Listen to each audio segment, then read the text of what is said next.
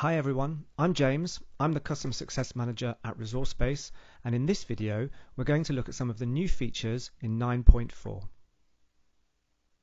There are three elements I'm going to focus on, but as always you can find everything that's included in this release on our website, resourcebase.com. Just click on Resources and then Versions. I'm going to start with the changes we've made to featured collections and then move on to new functionality that lets you check on the status of your offline jobs. We've also introduced breadcrumbs to most admin and system pages to make navigation easier, and I'll show you this last. Featured collections are designed to promote and categorize assets, and so up until now users would create categories and, if necessary, subcategories with the collections themselves underneath. 9.4 makes this setup much more flexible. Rather than specifying a specific category, you only need to create a collection now, here.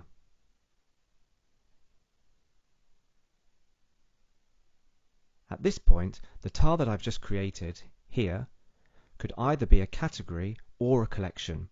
It just depends what I do with it. I can either click into it to use this button, here, to create a subcategory, or this button, here, to add resources. Of course, I can still use the Add to Featured Collection category action in my collection bar at the bottom, here, to move one of my existing collections into this category. Otherwise, if I want this new tile to act as a collection itself, then I can just click Select here, and it'll appear in my collection bar at the bottom, here. Then I'm free to navigate around the system and add resources like this.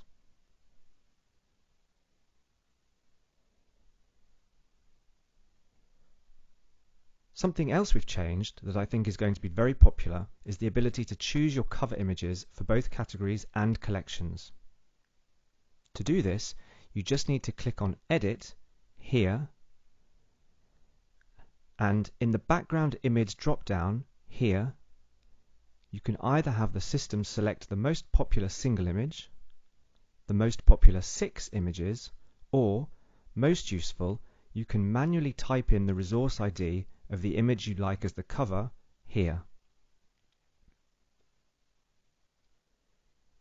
Just one point on this, the image must be in one of the collections contained in this category.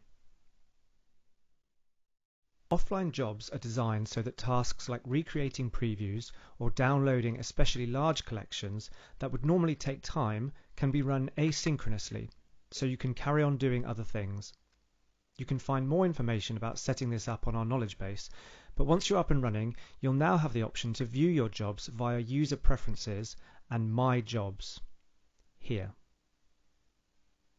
You can filter the job by type here. You can see I've been recreating previews, status here, and by user here. You also have options under the Tools column here. If you're an admin, you can click the eye icon to find out more information about the job, the refresh icon to run the job again, and all users will have access to the delete icon if the job is complete or not needed anymore. Admins can also view all system jobs via Admin, System, and System Jobs here. This page will show jobs created by all users. One small but useful aesthetic change we've made is the introduction of breadcrumbs to admin and system management pages. For example, if I want to make a change to the values in a specific fixed list metadata field, I can go into the options, like this, and then navigate back to the main metadata page using the breadcrumbs along the top.